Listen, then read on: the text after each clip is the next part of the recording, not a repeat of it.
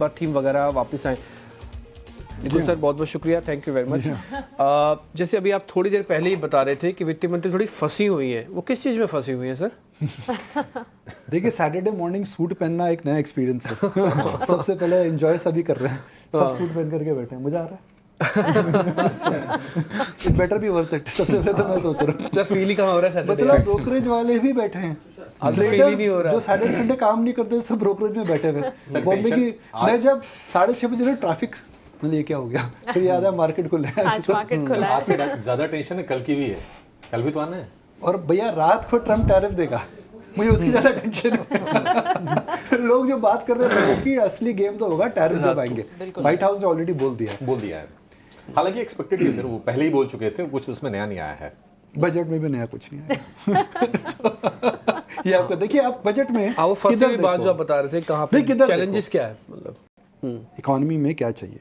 Capex कम है तो capex की तरफ देखो, या फिर आप कंजम्पशन की तरफ देखो, इधर देखो उधर देखो, किधर देखो। सब कहते हैं फिस्कल डेफिसिट को देखो, 4.4 कर दो उसको। हाँ, तो आपके पास एक बड़ा ही पेचीदा सा बजट है जहाँ पर सबको लगता है कि मैडम के पास ऐसा कुछ है कि वह इकोनॉमी को एकदम ठीक कर देंगी। इकोनॉमी को ठीक करने के लिए तो रेवेन्यू चाहिए, रेवेन्यू के लिए ग्रोथ चाहिए। तो वह जो एक ट्रिनिटी जो है, हम कहते हैं ना, low inflation, high growth in low fiscal deficit और फाइनेंशियल डिसिप्लिन, एक ट्रिनिटी है। इस ट्रिनिटी को त्रिदेव की ट्रिनिटी हम बोल सकते हैं। वो एक साथ जोड़े रखना बहुत मुश्किल होता है, तो नीड ऑफ द आवर तो वही है। मगर मुझे जो लगता है पर्सनली, देखिए मैं आपको बता सकता हूँ, उम्मीदें कम है। जब आशा कम होती है तो निराशा का स्कोप कम होता है। क्योंकि आशा कम है, निराशा नहीं हुई, तो मुझे लगता है मार्केट में सैटरडे है, थोड़ा दाव आप लगाएंगे तो अपटिक हो सकता है। बिकॉज निफ्टी ऐसे लेवल्स पे जैसे टेक्निकली अगर आप संभलते हैं तो उछाल आ सकता है। वन सेकंड, अगर आप देखें तो जैसे आपने बताया ट्रम्प टैरिफ्स को लेकर के सबको पता है टैरिफ्स आ रहे हैं, तो अब इस मार्केट में 4 रिस्क थे एक महीने पहले।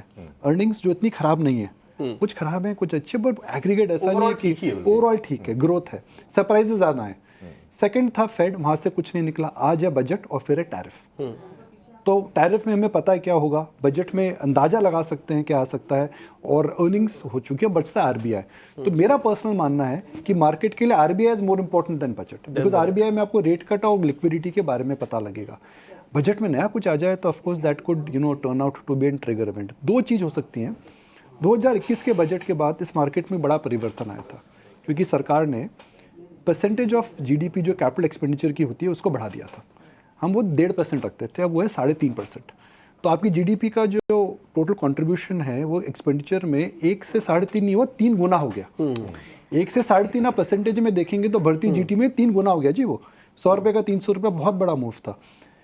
तो क्या कंजम्पशन में ऐसा कुछ आ सकता है, और क्या यह बजट वापस कंजम्पशन स्टॉक्स की तरफ हमें ले जा सकता है? मुझे लगता है एक वो बहुत बड़ा है। सेकंड, नए भारत के लिए क्या आ सकता है?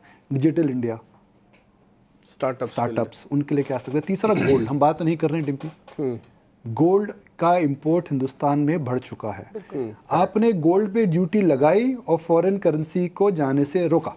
जहां गोल्ड महंगा हुआ, आपके बेसिक इंपोर्ट्स क्या हैं? Oil and gold. ऑयल, सोने में तेजी है तो तेजी का बोलबाला, मंदी का मुंह काला। सब सोना खरीद रहे हैं, सोने में ड्यूटी इन्होंने कम करी थी। मुझे लगता है कि रुपये को प्रोटेक्ट करने के लिए सोने में ड्यूटी आ सकती है। लॉजिक चर्चा हो रही है वैसे इसकी, लॉजिक लगा रहा हूँ। तीसरा, स्टील, क्योंकि इस बजट के अंदर आपको ऐसा कुछ करेगा जिसमें आप बताओगे हम ड्यूटी प्रोटेक्शन के लिए भी रेडी हैं। स्टील की मार पड़ी हुई है, वहाँ पे हम काउंटर वेलिंग ड्यूटी की बात कर रहे हैं। शायद एक रिपोर्ट भी सबमिट हुई थी, स्टील सेक्रेटरी ने बताया था। क्योंकि टैरिफ मुद्दा है तो आपको कंपनियों को बोलना पड़ेगा हम खड़े हैं भैया, आपके साथ हैं, हम खड़े हैं आपके साथ। तो उसमें भी कुछ आ सकता है। तो ये 2 बजट में जो सेक्टर्स थीम्स आप मुझसे पूछ रहे हैं, इन 2 में कर सकते हैं। मगर बाकी मैं बोल रहा हूँ सबको को, ना इधर देखो ना उधर देखो, ईटी ना देखो, सिंपल। कैपेक्स कुछ बढ़ेगा सर? क्योंकि लास्ट ईयर का जो कैपेक्स था वो भी काफी कुछ अनयूटिलाइज्ड भी है। इस बार हम क्या आप टारगेट लेके चल रहे हैं? देखिए, एक तो होगा सरकार के लास्ट ईयर का टारगेट। सरकार ये तो आके बोलेगी नहीं कि हम टारगेट मीट नहीं करेंगे, करीब 2 महीने में मीट कर लेंगे। तो लास्ट ईयर का नंबर जो था उसके ऊपर आपको नंबर देखने को मिलेगा, वो है सरकार का नंबर। एक होगा रियल नंबर जो हमें बिलीव करना चाहिए। Anything above 11 lakh crore is positive, but anything above 10.5 lakh crore government economy can not absorb it. तो आप टारगेट कुछ भी लगा दे, दिल चाहता बहुत है मगर होता नहीं है। बट इंक्रीमेंटल 10% मुझे लगता है अपटेक केपेक्स में आना चाहिए। मुझे और लगता है कि कुछ ऐसे थीम्स हैं जो नए आ सकते हैं। देखिए कौन से बड़े सेक्टर्स हैं जिनके अंदर बड़ा पैसा डाल सकते हैं हम सरकार का, जहाँ पे रेट ऑफ चेंज ज़्यादा आएगा। आपने 100 रुपया अगर डाला, सपोज मैंने आपको एक फ्री राशन, फ्री पानी, नरेगा जैसी स्कीम्स करी, उसमें 100 रुपया सरकार का, 80 रुपया ही इकोनॉमी में वापस आता है, लीक हो जाता है, आप खर्चा नहीं करते हैं। मगर आपने अगर बड़े सेक्टर में 100 रुपया डाला तो 300 रुपया वापस आता है, करेक्ट, मल्टीप्लायर होकर। कौन से सेक्टर्स ऐसे हैं? Energy, aviation, shipping. तो मुझे लगता है इन पे थीम्स रहेगा। बात चल रही है सॉवरन वेल्थ फंड की, बात चल रही है सिंप्लीफिकेशन ऑफ टैक्सेस की।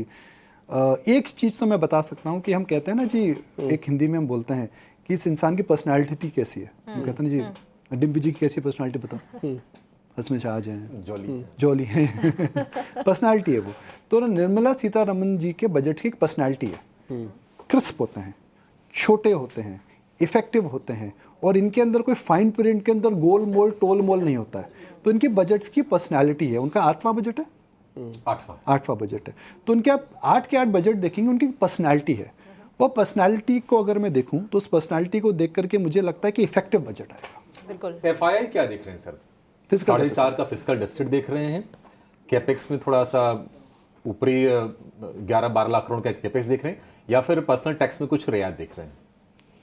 देखिए, एक खिचड़ी के अंदर दाल, घी, चावल सबका मिश्रण होता है, तो व्यू तो कंप्लीट ही बनाया जाता है। हम फिजिकल डेफिसिट में अगर थोड़ी सी ढील हुई तो मार्केट शॉर्ट टर्म में अच्छा बोलेगा, मगर लॉन्ग टर्म पाथ में कॉम्प्रोमाइज़ है, तो वहाँ तो डील नहीं करनी चाहिए। कंजम्पशन में कुछ नहीं करा तो निराशा होगी, और केपेक्स को बढ़ावा नहीं दिया तो उत्साह नहीं आएगा। तो उत्साह, निराशा और हकीकत, ये 3 जो वर्ड्स हैं, उन्हीं पे मुझे लगता होगा। निकुंज सर, पर्सनालिटी की बात की आपने, और शुरुआत में हमने आपको कहा कि बेबाक राय आप दे रहे हैं, तो आपकी वो पर्सनालिटी है। आम आदमी आपको सुन रहा है, बजट आम आदमी की आशा उम्मीद पर कितना खरा उतरेगा? टैक्सेशन के फ्रंट पर क्या कुछ एक्सपेक्टेशंस लगाकर चलनी चाहिए? देखिए, टैक्स का जो लॉ है इंडिया में, एक तो होता है रेट और दूसरा होता है कॉम्प्लिकेशन। हमारा टैक्स लॉ बहुत कॉम्प्लिकेटेड है। ये फाइन प्रिंट, वो फाइन प्रिंट, यहाँ पे सरचार्ज, वहाँ पे सरचार्ज, ये नीचे, वो नीचे, ये छोटी, वो नीचे, न्यू रिजीम, ओल्ड रिजीम। भाई क्या है ये? छोटा करो, सिंपल करो। आप फोन पर पैसा ले सकते हो, आप फोन पर अब तो क्विक कॉमर्स में लैपटॉप खरीद सकते हो, आप फोन पे पहले चाय और समोसा ऑर्डर करते थे, अब लैपटॉप ऑर्डर करते हो। टैक्स रिजीम को भी सिंपल करो। सिंपल करने के लिए जीएसटी लेके आए, उसमें 50 तरह की चीजें। जी हाँ, पॉपकॉर्न कि करंट लाइफ पे ज्यादा है, सॉल्टेड पे कम है। तो मैं उम्मीद करता हूँ पॉपकॉर्न पे कुछ नहीं आएगा। और वैसे मार्केट ठीक है, मार्केट डाइजेस्ट कर जाएगा इस बजट को, अगर थोड़ा स्लाइटली मिस भी होता है तो? आशा नहीं है, निराशा अगर नहीं रही तो by the rumour cell the news का उल्टा हो सकता है, मेरा यह मानना है। सैटरडे है, अगर थोड़ा शॉर्ट कवरिंग आ जाए तो कुंभ का इम्पैक्ट यहाँ भी देखने को मिल सकता है। ठीक है, साउंड गुड। सितारे जिसे कहते हैं ना, हाँ, गर्दिश में हो सकते हैं सैटरडे। चलिए जी, साउंड गुड। यहाँ पे काफी अच्छे से लग रहा है, सारी चीजें समझ में आ रही हैं कि हाँ। निकुंज सर, बहुत बहुत शुक्रिया, थैंक यू वेरी मच। मेरे को पता है आप काफी बिजी हैं, आपको इंग्लिश वाले चैनल में भी जाना है, इसलिए ज्यादा समय डिजिटल पे जा रहा हूँ अभी तो। हाँ, thank you sir, thank you very much. आगे बढ़ते हैं। खैर, इस बीच